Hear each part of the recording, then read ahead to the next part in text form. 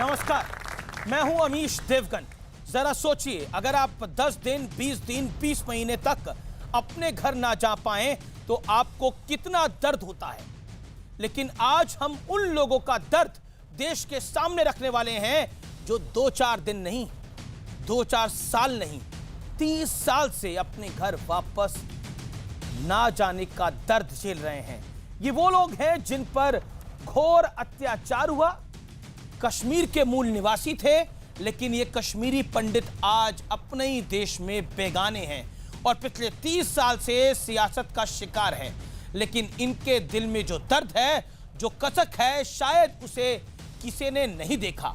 ये आज भी उस लम्हे को ही नहीं भूल पाए कि कैसे कश्मीर में बड़े भाई होने का दावा करने वाले मुसलमानों ने भी उस लम्हे में कश्मीरी पंडितों का साथ छोड़ दिया था। आज हम कश्मीरी पंडितों के इस 30 साल पुराने दर्द को जनता के बीच रखेंगे, पूरे देश के सामने रखेंगे। कश्मीरी पंडित और मुसलमान, और इस पर बात करने के लिए मेरे साथ स्टूडियो में बड़े सारे मेहमान तो हैं ही, लेकिन ऑडियंस भी है और खुद कश्मीरी पंडित भी है जो आज अपना दर्द बोलेंगे। वाकई इनकी कहानी सुनकर आपकी भी आंखें नम हो जाएगी। ये 30 साल पुरानी इतनी बड़ी इंटॉलरेंस थी कि इस मुल्क में शायद कभी नहीं हुई थी। सोचिए, 30 साल से जो अपने घर में बेगाने हैं, उनके आंसू कैसे सूख सकते। सामान्य स्थिति 6 महीने बीत गए, नहीं बन पाई। और मैंने तो नहीं सुना कि एक भी कश्मीरी अभी लौटकर पंडित गया है वहां पर। देखिए, जम्मू कश्मीर में स्थिति अब सामान्य हुई है। कश्मीरी पंडित को ज्यादा इंतजार नहीं करना पड़ेगा। हमने हमेशा आवाज़ उठाई, कश्मीरी पंडितों के वो हमारे पार्ट हैं, वो हमारे ज़िंदगी के एक हिस्से हैं, वो कश्मीरी है, हम वेलकम करते हैं, हम चाहते हैं कि वो आप। उनको घरों से निकाल दिया गया, इतने ढेर सारे इनके धार्मिक स्थानों को तोड़ लिया गया, भगा दिया गया। एक समय आएगा वहां श्री भवानी के मंदिर में कश्मीरी पंडित भी पूजा करते हुए दिखाई पड़ेंगे और सूफी भाई भी वहां पर दिखाई पड़ेंगे। कश्मीरी पंडितों के लिए तो सरकार को तत्काल कार्रवाई कर ही देनी चाहिए थी, कानून बन गया। दुनिया के इतिहास में शायद ही ऐसा पहले कभी हुआ होगा जब अपने ही देश में लाखों लोग शरणार्थी के तौर पर रहे हैं। कश्मीर से करीब 4 लाख कश्मीरी पंडितों को अपना घर छोड़ना पड़ा था। हजारों कश्मीरी पंडितों को बेहद निर्मम तरीके से मौत के घाट उतारा गया था। पूरा देश असहाय होकर कश्मीरी पंडितों का विस्थापन देखता रहा। लेकिन आज की तारीख के अंदर हम इतनी इंटॉलरेंस की डिबेट को सुनते हैं, कहते हैं कि ये देश एक वर्ग के रहने लायक नहीं बचा है, वो डरे हुए हैं। लेकिन असल में 30 साल पहले कोई डरा था, किसी को डराया गया था और कोई बोला भी नहीं था। आज टेलीविजन चैनल्स पर, आज अखबारों पे, सोशल मीडिया पे बहुत कुछ कहा जाता है, लेकिन उस दौर पर सब चुप रह गए थे। लेकिन एक फिल्म जरूर बनी है, इस पर बहुत कुछ बोल रही है, शिकारा। उसका एक छोटा सा शॉट मैं आपको जरूर दिखाना चाहता हूं, देखिए, शायद आपको एहसास हो। 20 सेकंड के लिए। 19 जनवरी 1990, ठीक 30 साल पहले ये सब कुछ हुआ था। मेरे साथ कुछ कश्मीरी पंडित यहां पर मौजूद हैं, उनके परिवार मौजूद हैं। मैं पहले आप लोगों से जानना चाहता हूं और उसके बाद मैं इस पैनल को इंट्रोड्यूस करूंगा। क्या कहना चाहते हैं आप? 30 साल हो गए आज। कश्मीर और कश्मीरी पंडित, मैं आपकी भावनाओं की कदर करता हूं। आप बोल भी नहीं पा रहे, आपकी खुद की आंखें नम है। सर, ये हम ही समझ सकते हैं कि ये 30 साल हमने किन परिस्थितियों में गुजारे हैं। जब हमको घरों से निकाला गया, जो कपड़े लगे थे वही लगे थे। हद ये है कि मेरे घर के 2 आदमी 5/6 दिसंबर 1990 को किडनैप किए गए और आज तक उनका कोई अता पता नहीं है। इससे ज़्यादा क्या परेशानी हो सकती है? जिस वक्त हम घर से निकल गए, हमारे बूढ़े माँ बाप थे, छोटे बच्चे थे, और खुद को भी पालना था। ये हम ही समझ सकते हैं। मैं ये मानता हूँ कि हम कश्मीर से जम्मू में, कुछ दिल्ली में आ गए, कुछ बाकी जगहों पर आ गए। मैं कह भी नहीं पाता हूँ, लेकिन नहीं, आप बोलिए। ये जब याद आता है तो ये वही जान जानती है जिसके ऊपर ये बीतती है। बिल्कुल। लेकिन मैं आपसे एक और सवाल पूछ रहा हूं, आजकल जब ये इंटॉलरेंस का पूरा शोर मचाया जाता है, डर का शोर मचाया जाता है, सीए का हल्ला काटा जाता है और कहा जाता है कि ये सरकार हमारी नहीं सुनती, क्या कहना चाहते हैं आप? पहले तो ये समझ में ही नहीं आता है। पहले तो अगर हम कश्मीर की ही बात करें तो कश्मीर में आज़ादी किस बात की आज़ादी? आज़ाद तो हम हो गए हैं 47 में। अब आज़ादी किस बात की?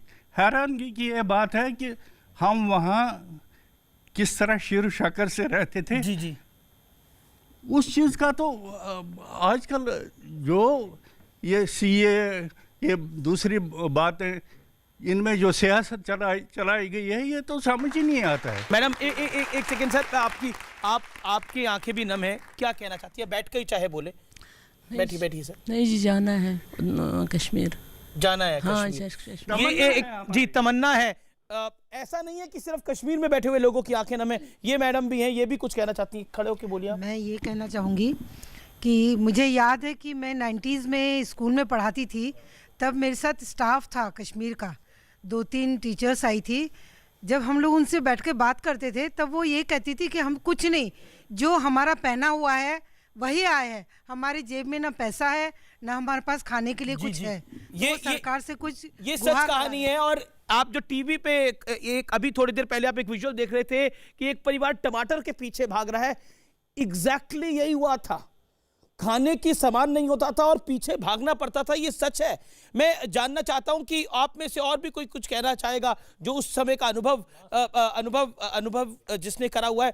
सर, क्या उस टाइम पर, क्योंकि वहां पर एक बड़ी तादाद में इस्लाम को मानने वाले लोग थे, कुछ एक्सट्रीम इस्लाम को मानने वाले भी लोग थे, उन्होंने रोका नहीं या उन्होंने किया?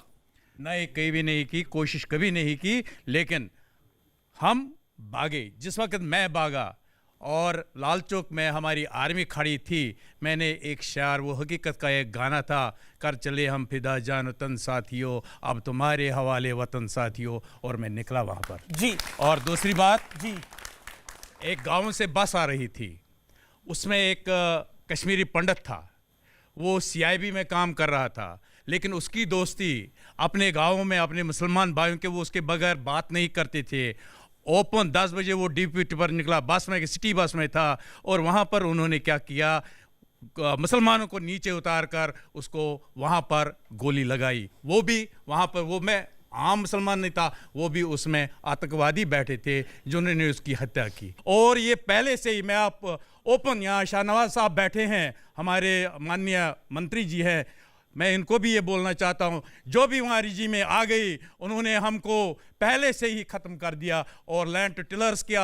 आज के डेट तक हमको उसका मुआवजा नहीं मिला जी। और वो हमेशा कोशिश करते थे, चाहे वो कांग्रेस थी, चाहे वो नेशनल कॉन्फ्रेंस थी, चाहे वो पीडीपी थी, उन्होंने कभी भी कश्मीरी पंडित को वो सहानुभूति कभी नहीं दी, कुछ वो ऐसे थपथपी नहीं दी कि भाई हम आपके साथ जी। मैं अब इस डिबेट को ओपन करता हूं। मुझे लगता था कि आज ऑडियंस के साथ मैं शुरुआत करूंगा और मेरे साथ मौलाना अंसार रजा है, उनका अभिनंदन करते हैं। मेरे साथ सुबुई खान है, उनका अभिनंदन करते हैं, सुप्रीम कोर्ट की जानी मानी वकील हैं। मेरे साथ निशांत वर्मा है, कांग्रेस की आइडियोलॉजी को सपोर्ट करते हैं, राहुल गांधी को अपना नेता मानते हैं। मेरे साथ शाहनवाज हुसैन है, फॉर्मर कैबिनेट मिनिस्टर हैं, भारतीय जनता पार्टी के कद्दावर नेताओं में से एक है, उनका अभिनंदन है। मेरे साथ इफ्रा जान है, जानी मानी सामाजिक कार्यकर्ता है, उनका अभिनंदन है। और मेरे साथ सुशील पंडित हैं, देश का बड़ा चेहरा है, सोशल एक्टिविस्ट हैं और कश्मीरी पंडित भी हैं।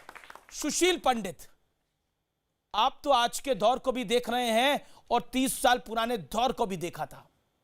कश्मीरी पंडित और मुसलमान, आज का विषय यह है, क्या कहना चाहते हैं? 40 सेकंड आपके। क्या कहें साहब, आजकल एक हल्ला बरपा है कि साहब 5 महीने से हमने व्हाट्सएप पे वीडियो नहीं देखे हैं। लोग भूल जाते हैं कि 30 सालों से हमने अपने घर नहीं देखे हैं। इस पर किसी की ज़ुबान नहीं खुलती है, इस पर किसी की आह नहीं निकलती है, लेकिन इंटरनेट के ऊपर फ्री कश्मीर के पोस्टर बन जाते हैं, लोग धरनों पे बैठ जाते हैं और आज़ादी के नारे लगने शुरू हो जाते हैं। ये विडंबना है आज के समय की। आप हमारा घर बार छूटना भूल जाइए। जो हत्याएं हुई, जो सामूहिक नरसंहार हुआ, जो बलात्कार हुए, जो घर लूटे गए, जो मंदिर तोड़े गए, एक भी ऐसे जघन्य अपराध की मुकदमा चल के जांच होकर के किसी को दोषी पाकर के सजा नहीं हुई है। एक भी अपवाद स्वरूप भी किसी को एक ढेला मुआवजा नहीं मिला है उसकी घर, दुकान, मकान लुटने का, उसके खेत खलिहान बागीचे जाने का। यहां बाढ़ग्रस्त कश्मीर को 5 साल पहले लाखों, करोड़ों, सैकड़ों करोड़ रुपया मुआवजे में मिला। हम लोगों के घर बह गए, हम लोगों के चलते हुए जीवन ढह गए, किसी को धेले भर का मुआवजा नहीं मिला। जी, मैं अब आपके पास आता हूं इफ्रा और आपसे सवाल पूछता हूं। फ्री कश्मीर के पोस्टर लहराए जाते हैं और आईसी घोष कहती हैं कि ये लड़ाई तो मोदी सरकार ने कश्मीर से शुरू करी है, तो कश्मीर तो सबसे पहले है। देखिए, जब 1989 में कश्मीरी पंडित एथनोसाइड हुआ था, तब सरकार किसकी थी? वीपी सिंह की थी और सरकार के समर्थन में जनसंघ था। तो ये बताना कि मोदी जी जो हैं वो कश्मीरी पंडित हैं और बाकी सब हम इनके अगेंस्ट है, ये डाइकोटोमी आप छोड़िए। हम लोग जो तो मोदी जी और उस पर आ गई, 89 की सरकार पे आ गई। कहा ना, सवाल मैंने पूछा था कि यह कश्मीरी पंडितों के ऊपर सवाल मैंने पूछा था, ये लड़ाई तो कश्मीर से शुरू हुई है। कैसे लड़ाई कश्मीर से शुरू हुई है? 30 साल पुरानी लड़ाई किससे शुरू हुई थी? आज आपको इंटॉलरेंस दिखाई देती है ना?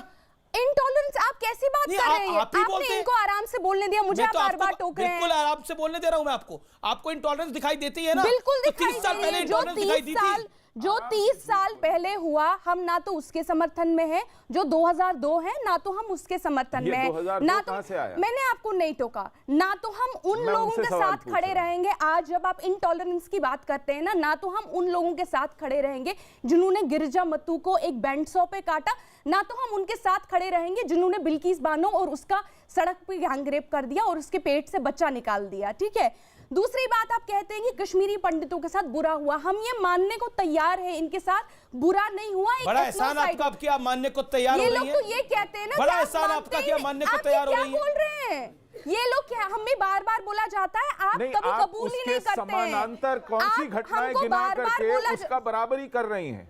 हमको बार-बार बोला बराबरी है, बराबरी है इन चीजों की। आप बराबरी करना चाहते हैं जो उनके साथ उस दिन हुआ, जो हम लोग 1993 में पैदा हुए, अब आप हमारे साथ वही करना चाहते हैं। अगर करना चाहते हैं तो बोल दीजिए। ये किसने बोला है? ये किसने कहा है? 5 महीने इंटरनेट बंद हुआ। हाँ, 5 महीने और ह्यूमन राइट्स वायलेशन हो गए। बिल्कुल हुए। हमारे साथ क्या हुआ? वो ह्यूमन राइट्स वायलेशन हुए। ये जरूरी है कि एक के साथ ह्यूमन राइट्स वायलेशन हुए। वो ह्यूमन राइट्स वायलेशन क्यों नहीं थे? ह्यूमन राइट्स वायलेशन घर बार छोड़ के अपने अपनों को हमने मतलब हमारे सामने काट के जो भी मतलब जितना भी जो भी जेनोसाइड हुआ वो हमने सहा। वो कश्मीर मतलब वो कश्मीरियों के साथ जो भी हुआ वो ह्यूमन राइट वायलेशन नहीं है। आपके साथ जो हुआ वो ह्यूमन राइट्स वायलेशन था, हमारे साथ जो हुआ वो ह्यूमन राइट्स वायलेशन था। ये कश्मीरी पंडित मुस्लिम क्यों बना रहे हैं? कश्मीर को आजाद कर दो। हमारे लिए कभी कुछ नहीं हुआ, कभी कोई वॉइस नहीं आई। कभी आप कांग्रेस की बात करें या आप किसी भी पार्टी की बात करें, कभी हमारे लिए कोई भी खड़ा नहीं हुआ, किसी ने भी आवाज नहीं उठाई कि कश्मीरी पंडित के साथ ये हुआ। जी इरफा आप मेरा उसको जस्टिफाई करेंगे 2002 के दंगे से, उसको जस्टिफाई करेंगे बिल्किस बानो से। आप कंपेयर करके जस्टिफाई तो कर रहे हैं, रैशनलाइज कर रहे हैं। इरफा से सवाल पूछा, 30 सेकंड दे दीजिए, फिर शाहनवाज हुसैन अंसार रजा। ठीक, ये काबिले बर्दाश्त नहीं है कि आप एक ट्रेजेडी के सामने दूसरी ट्रेजेडी खड़ी करके उसका कम कर दें। चाहे वो कट्टरवादी हिंदू परस्त हो, हम किसी कट्टरवादी के साथ खड़े होने को तैयार नहीं है। लेकिन आप कट्टरवादियों की हिमायत में खड़े होते हैं। जेनोसाइड सिखाता है कि जो एक बार हुआ ये दोबारा ना हो। आप माहौल ऐसा बनाते हैं कि हमारे साथ हुआ। इन्होंने क्या माहौल बनाया? 30 साल पहले तो ऐसा माहौल बनाया कि ये अपने घर से बेघर हो गए। ये 30 साल पहले ऐसा माहौल बनाया, ये अपने घर से बेघर हो गए। शाहनवाज हुसैन, माहौल आप ऐसा बना रहे हैं कि सिचुएशन खराब है। तो उस टाइम पे कश्मीरी पंडितों के साथ हुआ, वो आज इरफा जान के साथ भी ऐसा ही हो रहा है। देखिए हमारे साथ ऐसा नहीं हो रहा है, बट एक मैं आपको एक आपने बड़े बात रखी, ऐसा नहीं हो सकता।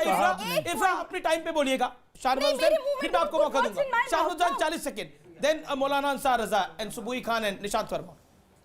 देखिए, कश्मीरी पंडितों का दर्द सुनने के बाद मुझे लगा कि आज इफ्रा जान इन दर्द को बांटने का काम करेंगी। ये पहला डिबेट मैं कर रहा हूँ जहाँ पैनल की जगह आप कश्मीरी पंडितों से आपने आवाज़ उठवाई है, और वो जो आवाज़ उठी तब लग रहा था कि डिबेट करें नहीं बल्कि उनकी बात सुनने का काम करें, उनके दर्द को बांटने का काम करें। लेकिन आज भी क्या करें, इफ्रा जान कह रही हैं कि 93 में ये पैदा हुई हैं। बिल्कुल ठीक है, बहुत अच्छी बात है। मैं 93 में जम्मू कश्मीर का इंचार्ज था युवा मोर्चे का, और मैंने कश्मीरी पंडितों के बीच में जाकर दर्द को बांटा है। जो बीजेपी का जम्मू का ऑफिस है, उस ऑफिस के कैंपस में भी कश्मीरी पंडित रहते थे, हमने उनके दर्द को जाना है। लेकिन आप 90 के बाद सीधे 2002 पे आ जाती हैं। मैंने उनकी आपको बात 90 भी की, सुनिए ना, अरे नहीं मैं जो बार-बार बोला, मैंने 2002 क्यों बोला? ठीक है ना, मैंने वो 2002 इसलिए भाई बोला देखिए, क्योंकि 2002 आपकी मजबूरी मैंने है। कहा ये बात डिटेल होगी। देखिए मेरी, अब जो हो रहा है, अब जो पार्टी है वो तो पूरी दूध की दुल्ली है। सुनिए ना, हम मैं कह रहे हैं कि इंटॉलरेंस नहीं है, हम कह रहे हैं कि ये चल रहा है, हम कहीं से नहीं चलेंगे। और भोजपुरी में थथरई बोलते हैं इसको, देखिए कश्मीरी में हाँ, ये जानपुर देखिए बोलते हैं। बिहार वाला भी वर्ड जानते हैं, कश्मीरी में काकिल बोलते हैं। अजय जो आप कर रहे देखिए, हैं। मैं जान रहा हूँ कि इफ्रा क्यों बीच में बोल रही हैं, क्योंकि मैं जो बोलने वाला हूँ, अगर आप 93 में पैदा हुई तो आपने ये भी कहानियां सुनी होंगी। लेकिन 93 में 90 में जो जुल्म ज्यादती हुई, आपने सीधे कह दिया जनसंघ के, जनसंघ तो था नहीं तब, भारतीय जनता पार्टी आई। राजीव गांधी के दौरे इख्तियार में ये सब हुआ। लेकिन आप, अरे भाई मैं नहीं कर सकता ऐसे डिबेट। मैं रमेश जी, मैं कहता हूँ कि मेरी इनके बोलते वक्त में मैं चुप रहा ना, एक तो कश्मीरी पंडितों की आवाज दबा देती हैं आप, और हमारी भी आवाज को दबाने का काम कर रही हैं। इसलिए आप सुन लीजिए, नहीं तो पूरे डिबेट में मैं बोलूंगा, मैं बहुत बुजुर्ग नहीं हो गया हूं, मैं बोलूंगा तो फिर आप नहीं बोल पाएंगी। इसलिए मैं कहता हूं आप मेरी बात सुनिए, मैं आपकी बात को मैंने सुना, लेकिन सीधे मैं उसी पे आ रहा हूं जी। 90 के बाद ये भूल गई, सीधे भागलपुर के दंगे पे नहीं गई, जो राजीव गांधी के प्रधानमंत्री रहते हुआ उसमें नहीं गई, वो जिसमें मुसलमानों को मारकर गोभी की खेती कांग्रेस ने कर दी थी, जहां से मैं एमपी रहा, रिप्रेजेंट किया, वहां नहीं गई, सीधे 2002 चली गई। कैसा इतिहास पढ़ा है, बीच में पढ़ा, आधा छोड़ा आधा ले गए। कश्मीरी पंडितों के साथ जो जुल्म ज्यादती हुई वो 90 से नहीं हुई। पंडित जवाहरलाल नेहरू ने जिस दिन सरदार पटेल ने कश्मीर का मसला हल किया होता तो ये ज्यादती भी नहीं होती।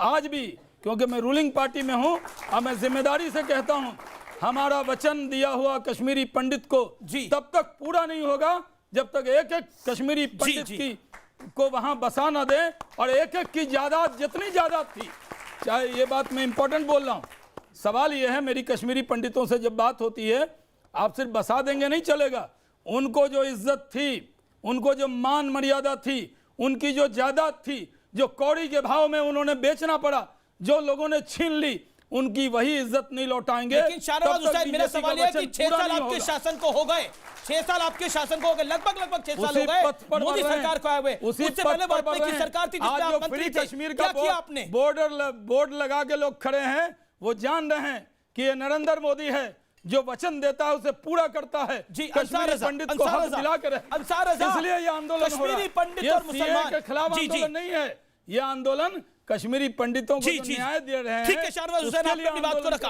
अंसार रजा, सुबह में उसके बाद आपके पास आऊंगा, उसके बाद आपके पास निशांत। अंसार रजा, जागो जागो सुबह हो गई, रूस ने बाजी हारी है, हिंद पर लार्जन तारे हैं, अब कश्मीर की बारी है, ये नारे लगाए गए थे तब। आजादी का मतलब क्या?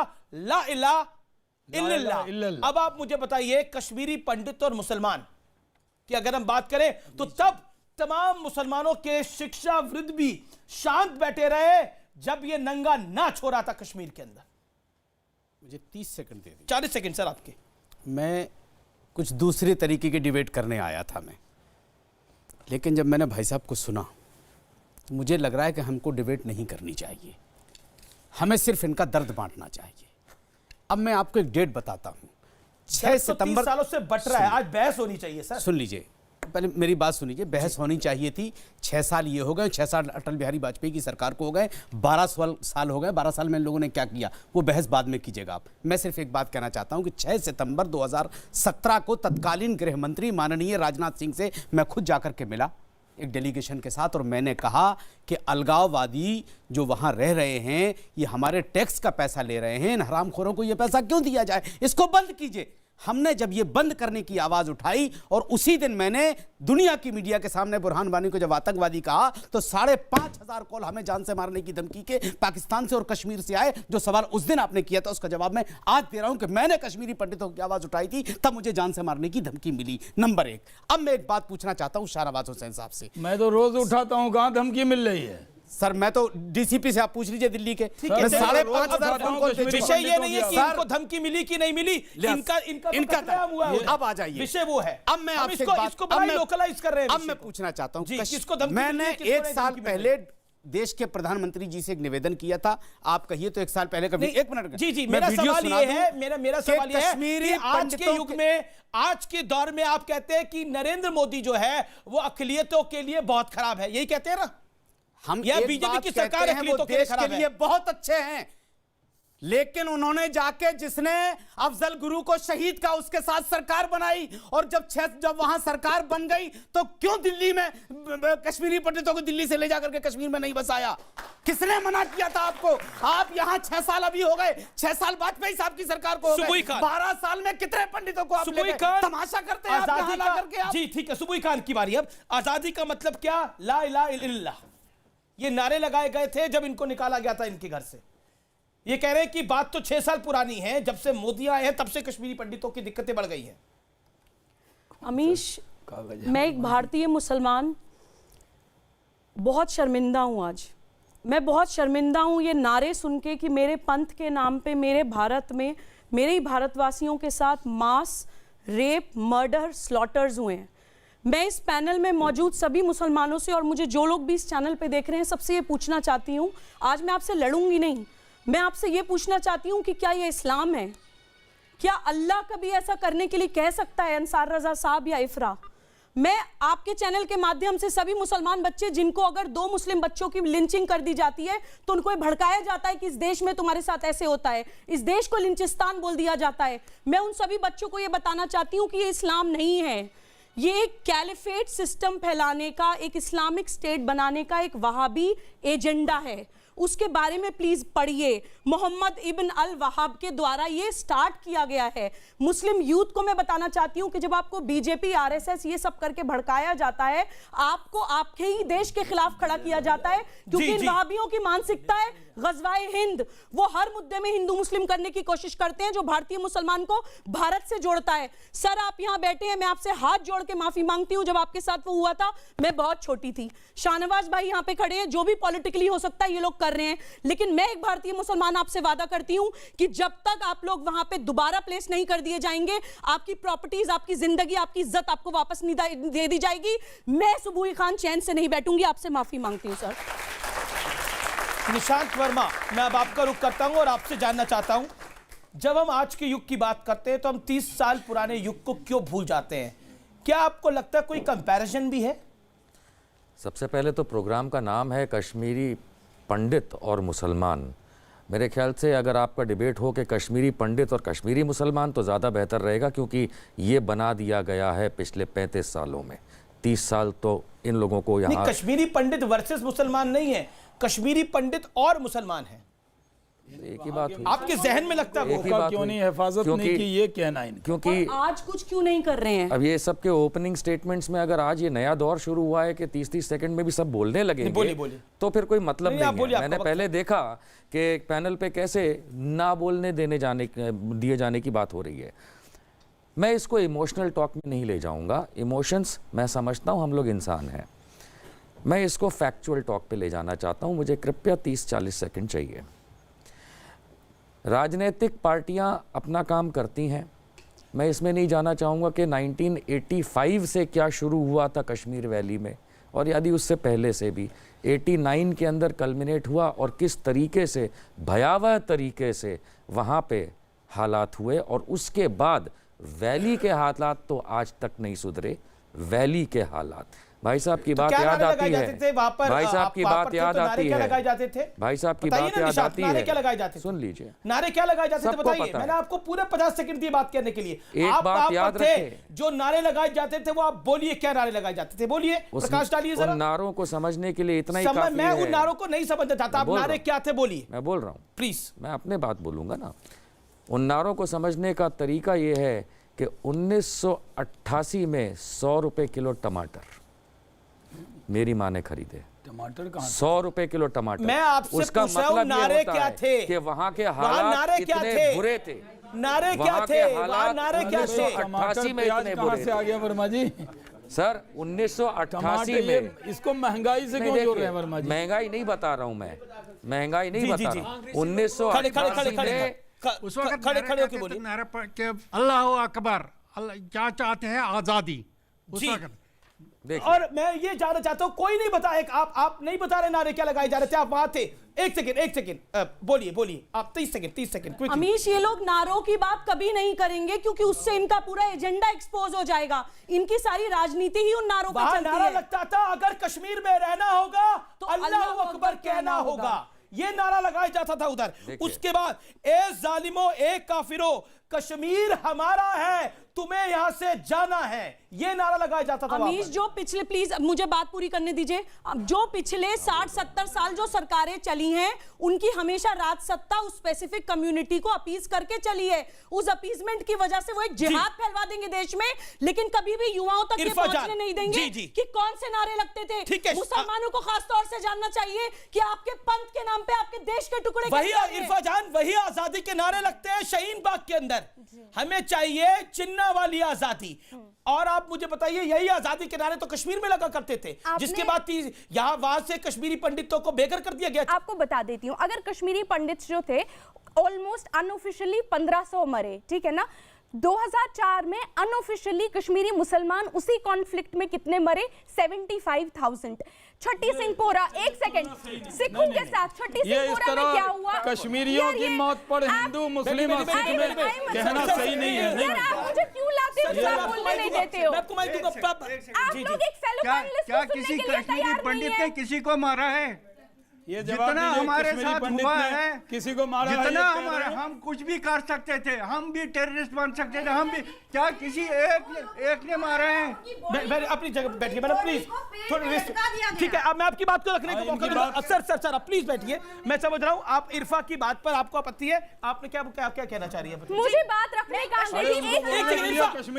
उनकी भी भावना है। आप 5 सेकंड सवाल सुनिए। मिलिटेंसी को अपनाया तो ये हो गया जो आप कह रहे हैं कि उनके साथ भी मतलब वो भी, उनका भी मर्डर हुआ है, व्हाटएवर। तो हम डिजर्व करते थे। No you don't deserve, but आपने क्यों उनका साथ दिया? आपने उनका साथ दिया। ठीक है, हमने मिलिटेंसी का साथ नहीं दिया। ठीक है, आप भाई कश्मीरी पंडितों का क्या कसूर था? ठीक है सर। 75,000 मुस्लिम्स मरे। छठी सिंहपोरा, एक सिखों का ऐसा हुआ जहां 44 सिख एक साथ मारे गए। सवाल यह है कि कश्मीर का जो कॉन्फ्लिक्ट इंडस्ट्री चली है उसमें कोई नहीं बचा है। आप देखिए, जिसको आज आप नेशनल कॉन्फ्रेंस पीडीपी को गालियां मारते, उनके कितने वर्कर मरे हैं। उनके वर्कर कोई त्राल अनंतनाग में नहीं रहता है, सब राजबाग में रहते हैं क्योंकि वहां डर है। वहां कौन नहीं मरा है भाई? बात को सुना गया। 40 सेकंड। अब सुशील पंडित आपका 1 सेकंड सर। सुशील पंडित, ये जो आंकड़ेबाजी का खेल चल रहा है कि आपके इतने मरे और हमारे इतने मरे, ऐसा क्यों हो रहा है? सही सवाल पूछा। मुझे आप एक कश्मीरी पंडित का नाम बता दीजिए जिसने एक भी मुसलमान को मारा हो, एक भी मर्डर किया हो, एक भी हत्या की हो। किसी भी एक कश्मीरी पंडित ने हथियार उठाकर एक भी कश्मीरी मुसलमान को मारा हो? मैं आज चुनौती देता हूं, मुझे वो नाम बता दीजिए, वो हादसा बता दीजिए। और कहां जो 40-50 जितने भी हजार मुसलमान कश्मीर में मारे गए, अगर कलाशनिकोव कोई उठाएगा, अगर ग्रेनेड उठा करके इस देश के खिलाफ बगावत करेगा, अगर आर्मी को एनकाउंटर करने पर मजबूर करेगा, अगर वहां पर रॉकेट लॉन्चर चलाएगा, अगर वहां पर ब्यूरोक्रेसी को, जजेस को, पत्रकारों को मारेगा, निसहाय लोगों का सामूहिक नरसंहार करेगा, यह देश क्या चुपचाप देखता रहेगा? अब जवाब दे लीजिए। वहां पर जिसने बंदूक उठाई, जिसने हिंसा की, जिसने देश के खिलाफ विद्रोह किया, वो मारा जाएगा, वो आज भी मारा जाएगा, वो फांसी पे लटकाया जाएगा। इसका ठीक है, इस सुशील पंडित जी ने जो बोला है इसके दो पहलू हैं। मैं आपको 30 सेकंड का मौका दे रहा हूं। इसके दो पहलू हैं। एक पहलू ये है कि जिन्होंने ऐसा किया और जिन्होंने गलतियां की उनको गोली मारी गई, तो ये बोलना कि कोई जस्टिस हुआ ही नहीं, ये गलत है। मिलिटेंट्स को नहीं, मैंने आपको नहीं टोका। नहीं, आपने जवाब मांगा, मैं आप जवाब देता हूं। दूसरी बात, ये दो आंकड़ों की बात है। नहीं, ये डर क्यों रहे हैं आप? जवाब मत से डर क्यों रहे हैं? आपसे बहुत डर लगता है। कश्मीर में भी आपसे डर लगता था, यहाँ भी डर लग रहा है। आप सुनना क्यों नहीं चाहती हैं? आप सुनना क्यों नहीं चाहती हैं? ये क्यों नहीं बोले? इस देश में ये वकील रही हैं, ये कहती हैं कि अदालतों में फैसला नहीं होगा, किसी को गोली मार देगी वो न्याय हो जाएगा, मुकदमा नहीं चलेगा। दर्द सुनिए पंडितों का। डेड बॉडी को आप अदालत में लेंगे, आप कहते हैं बिट्टा कराटे की डेड बॉडी है क्या? यासीन मलिक की डेड बॉडी है क्या? यासीन मलिक को तो स्टेट किसने मारा है? उसको फांसी क्यों नहीं लगी है? उस पर मुकदमा क्यों नहीं चला है? शाहनवाज जी आपकी बात आ रहा हूं, फिर मौलाना अंसार साहब मैंने सुबह आप इंतजार करिए। शाहनवाज देखिए ठीक है, शाहनवाज हुसैन देखिए क्या है, मैंने उठाई एक 90 के बाद भी कलाशिकोव उठाई गई है। अरे कश्मीरी बेशरम है, क्यों डरा रही है? बेशरम है, यहाँ कश्मीरी पंडितों को मत डराइए। भारत की राजधानी में डराने का काम मत कीजिए। किसको नहीं है ये जनता तय करेगी। लेकिन सुशील पंडित बेशरम है। एक सेकंड रुकिए, ये व्यक्ति बेशरम है, सुशील पंडित बेशरम है, ये जनता तय करेगी कौन बेशरम। आप मुझे एक बात बोलिए, इन्होंने मुझे कहा कि आपने कलाशनकोव उठाई है, क्या ये बेशर्मी की बात नहीं है? मैं यहाँ पे कलाशनकोव उठा के आई हूँ। मैंने आपको नहीं बोला, आपने साफ बोला। मैंने कहा जो कलाशनकोव उठाएगा वो करेगा। नहीं, I am not going to accept this. आप हर किसी को टेररिस्ट बना रहे हैं, जो भी कोई मुसलमान है ये टेररिस्ट है। किसने बोला आपको? नहीं, ये चीज नहीं है। कौन सा नाटक कर रही हैं आप? नाटक कर रहे हैं। आप नाटक पे उतर आई हैं। आप नाटक कर रही हैं, नाटक कर रही हैं। इसको मैंने कब बोला? गलत पहलू पे लेके जाया जा रहा है। एक सेकंड मैं बोलना चाहता हूं। अंसार रजा ठीक है, आप 10 सेकंड आप झूठ यहाँ पे शाहनवाज भाई भी खड़े हैं, यहाँ पे शाहनवाज भाई भी खड़े हैं और मैं भी खड़ी हूँ। कोई मुसलमानों को यहाँ पे टेररिस्ट नहीं बनाया जा रहा है। बात को गलत रंग देने की कोशिश मत करिए इफ्रा। ठीक है, आपने अपनी बात को रखा। अब मौलाना अंसार अपनी बात को रखिए। अंसार रजा जी बोलिए। मेरी बारी है? बिल्कुल आपकी बारी है। क्या आपको लगता नहीं है कि उस टाइम पर एक बड़ा वर्ग शांत बैठा रहा, चुप बैठा रहा और सब कुछ होते हुए देखते रहा? क्यों नहीं गए कश्मीर बचाने के लिए?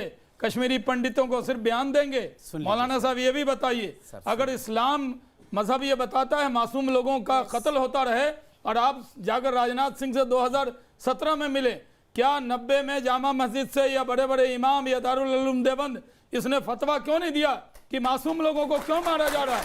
क्या आज धरना दे रहे हैं आप शाहीन बाग में? नहीं, मेरा वाजिब सवाल है मौलाना साहब से। शाहीन बाग में धरना दे रहे हैं, सिटीजनशिप अमेंडमेंट एक्ट जो किसी की नागरिकता लेने वाला नहीं है। जब कश्मीरी पंडित मारे जा रहे थे तब आप क्यों नहीं गए थे बचाने के लिए? तब क्यों नहीं फतवा दिया था कि जो लोग ऐसा कर रहे हैं वो इस्लाम के असूलों के खिलाफ हैं? क्यों नहीं किया आप लोगों ने? रुकिए, देखिए ये कोई मतलब नहीं है। कोई शराफत से बात सुन रहा है तो उसको बोलने नहीं दिया जाएगा।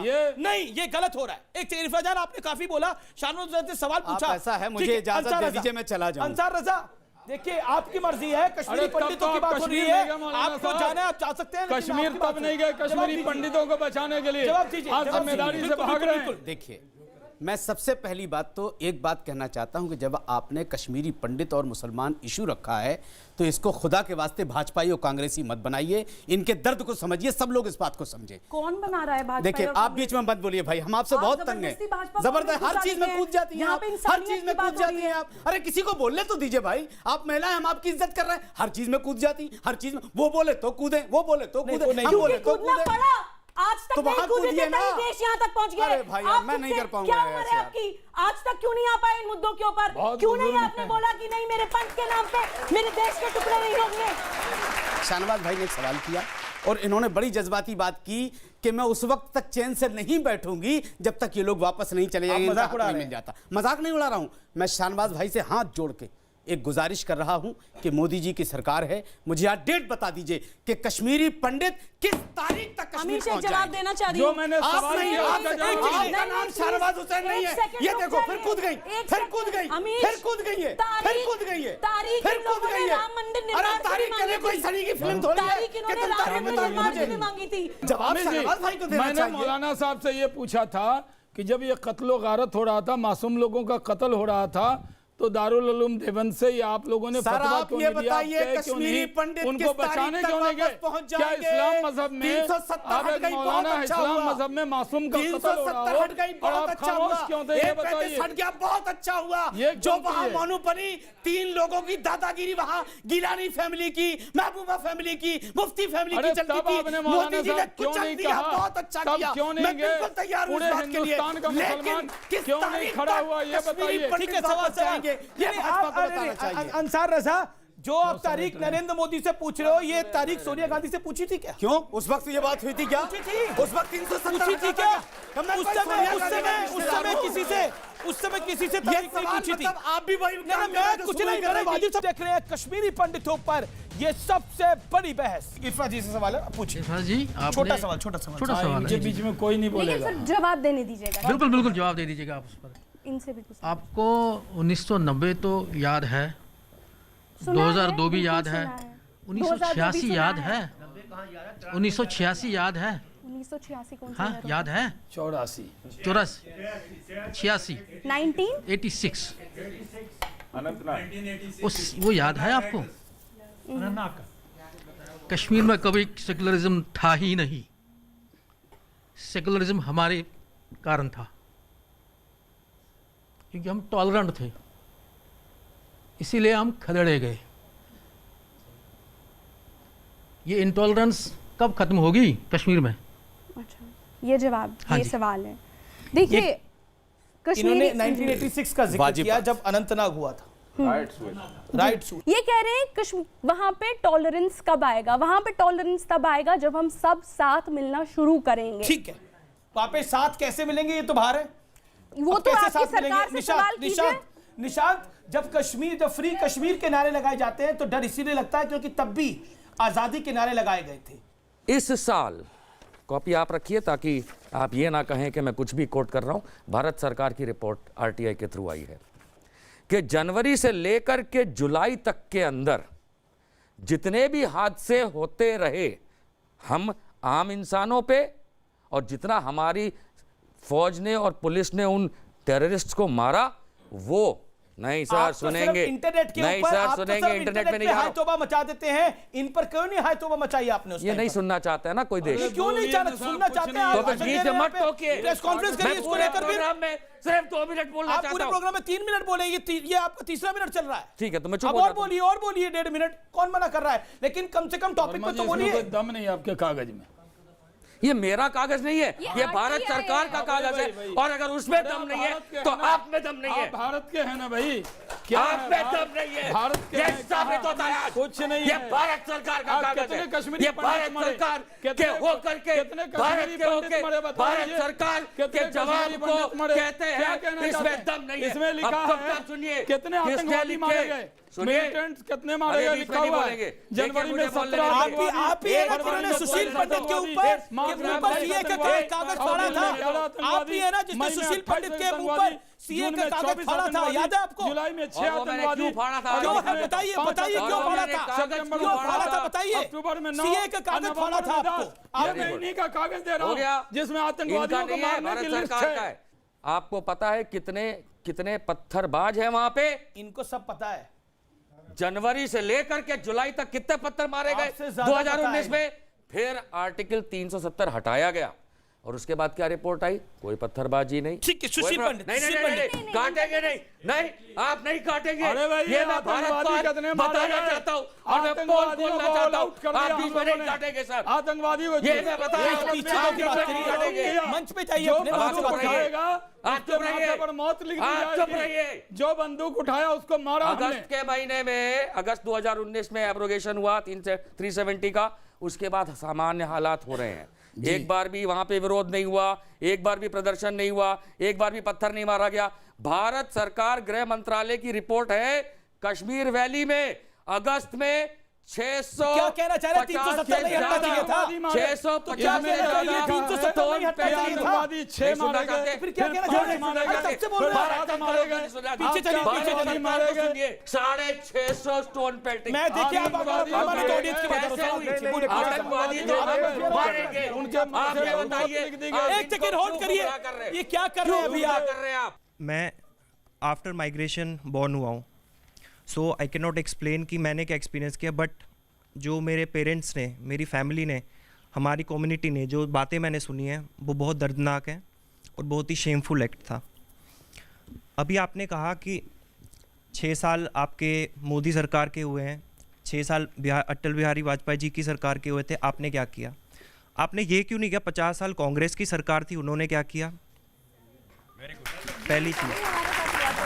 ठीक, आप अपनी संक्षेप में बात रखिए। अंसार रजा से सवाल है और अंसार रजा ही बोलेंगे, कोई और नहीं बोलेगा। सेकेंडली, जो अभी मैम बोल रही थी कोइंसिडेंस, हाँ जी, तो कोइंसिडेंस ये हम ऑलमोस्ट सेम एज ग्रुप के हैं। सो एज अ यूथ आप क्या स्टेप्स लेंगे for rehabilitation of Kashmiri pandits? और लास्ट क्वेश्चन शहनवाज जी से, क्योंकि भाजपा की सरकार है, मोदी जी की सरकार है, व्हाट हैज़ गॉन, वो चेंज नहीं हो सकता।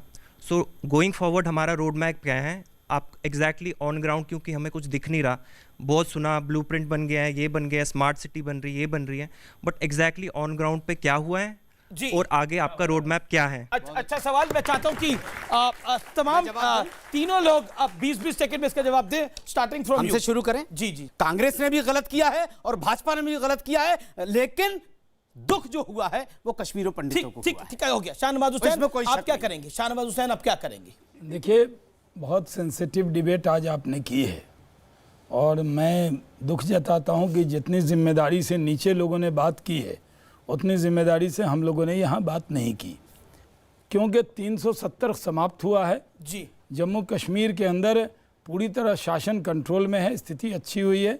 कश्मीरी पंडितों को जो मैंने ओपनिंग रिमार्क में कहा था, जब तक मोदी जी चैन से नहीं बैठेंगे, जब तक इनको वापस उसी इज्जत के साथ बसा नहीं देंगे। ठीक है, सुबुई काफी देर से नहीं। मैं आपसे बहुत छोटी हूँ सर, आपकी कम्युनिटी की हूँ, आपसे सबके सामने, पूरे देश के सामने पूछना चाहती हूँ, आपने कभी जाके मुसलमान बच्चे को ये क्यों नहीं बताया कि बच्चों पढ़ो वहाबिज्म क्या होता है, बच्चों पढ़ो गज़वाए हिंद क्या होता है, बच्चों पढ़ो कि तुम्हें क्यों भारत से तोड़ दिया जाता है।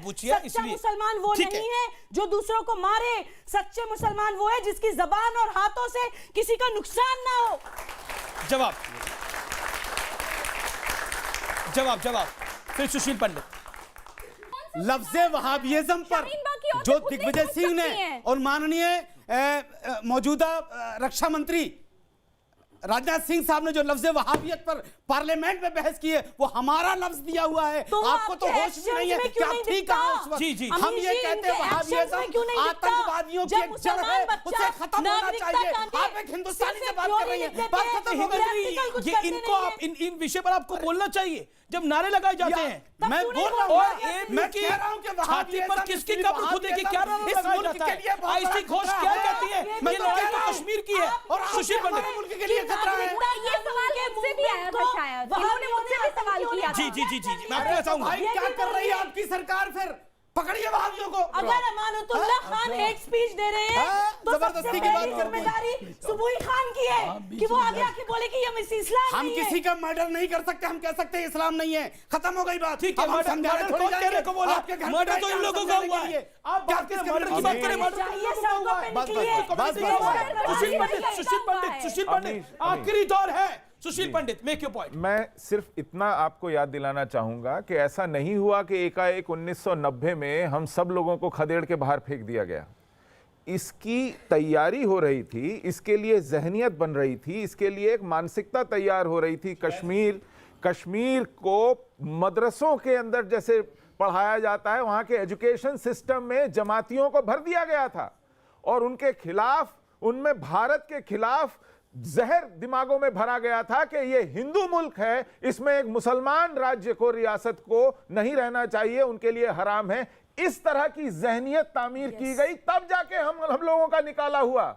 ये एकाएक एक शाम को किसी को फितूर चढ़ा और हमें भगा दिया गया, ऐसा नहीं हुआ। वहां पर दशकों तक इसकी खेती हुई। बुरहान वानी का बाप हेडमास्टर रिटायर हुआ स्कूल से, सोचिए उसने कितनी नस्लें बिगाड़ी होंगी। अब आप जवाब ले लीजिए। जी, मैंने जैसा बार बार कहा, कश्मीर में हर कम्युनिटी ने सफर किया है, चाहे वो किसी भी धर्म से हो। 75,000 मुसलमान मर गए, सिख मर गए और पंडित मर गए, लेकिन अब हमको एक नई शुरुआत करनी पड़ेगी, साथ में रहना पड़ेगा। और हम भारत सरकार से, जो यहाँ पे उनके प्रवक्ता हैं, उनसे मैं निवेदन करती हूँ कि आप जो ये मैडम आपसे एक निवेदन है, छोड़ दीजिए, वहाँ के लोगों को शांति में रहने दीजिए। समय का सदुपयोग करिए। 370 का एजेंडा खत्म हो गया होगा, अगर आपके नेशनल इलेक्शन खत्म हो गए होंगे, अब वहाँ के लोगों को आराम से खुले में सांस लेने दीजिए। खुले में सांस ले रहे हैं लोग, खुले में सांस ले रहे हैं।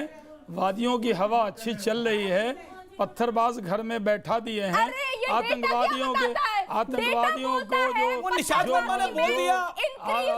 अब इनको तो बहुत शुक्रिया, मैं माफी चाहता हूँ, मैं अब नहीं आ पाऊंगा, मैं माफी मांगता हूँ आपसे। फिलहाल इतना ही इस बहस में इतना ही। लेकिन कश्मीरी, मेरा निवेदन है, लेकिन इनकी प्रताड़ना की कहानी 30 साल पुरानी है और भावनाओं का अंबार भी है। आज के कंक्लूजन में, निष्कर्ष में यही बात मैं कहना चाहता हूं, कई बार इतिहास आपको कुछ सिखाता है और सीखना जरूर चाहिए। जो सीखता नहीं है, इतिहास उसे माफ नहीं करता। नमस्कार।